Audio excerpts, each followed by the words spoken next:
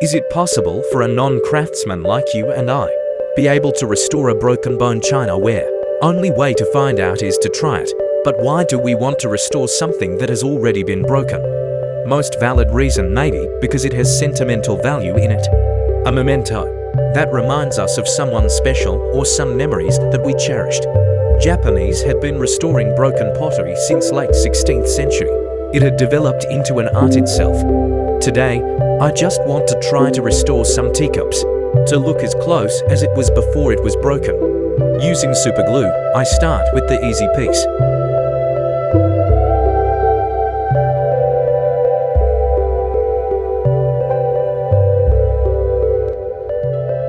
Then, I move on to the much broken piece of cup. Before applying the glue, I first try to fit the pieces together to see which pieces fits together, making sure that not a single piece will get locked out.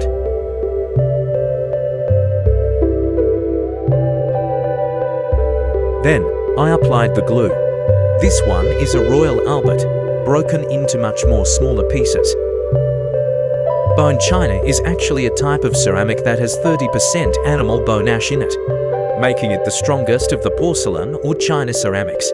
Its high strength allows it to be produced in thinner cross-sections than other types of porcelain. The first development of bone china was made by Thomas Fry in East London in 1748.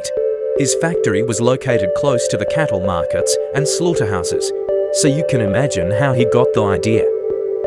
Up to the latter part of the 20th century, bone china was almost exclusively an English product. At present, it is made elsewhere, including in Russia, China, and Japan. China is now the world's largest manufacturer.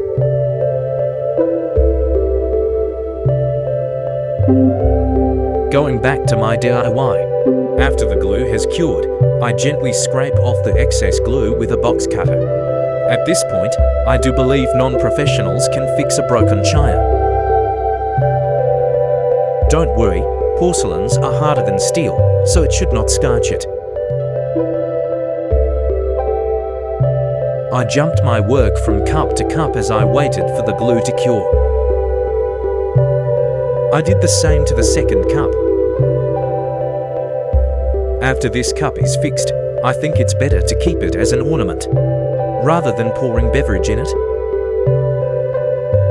By the way, if you don't mind, please hit the subscribe button. I highly appreciate it if you do. After some 45 minutes, it's done. Thanks for watching and hope to see you again soon.